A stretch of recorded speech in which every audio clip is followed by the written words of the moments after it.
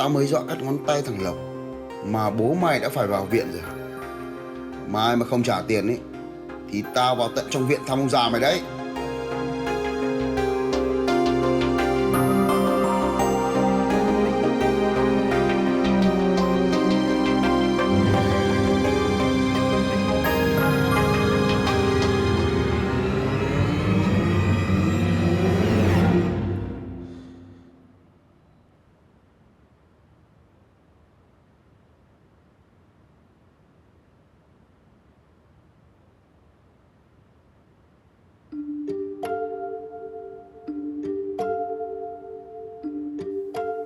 Tôi sẽ mua lại ngôi nhà của cậu với giá trên trời.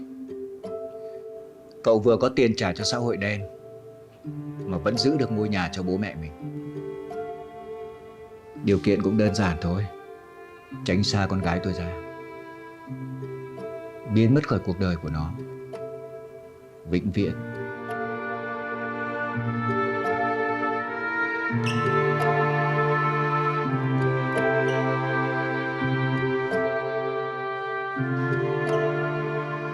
Anh Đức à, nhờ anh gửi lời tới chủ tịch là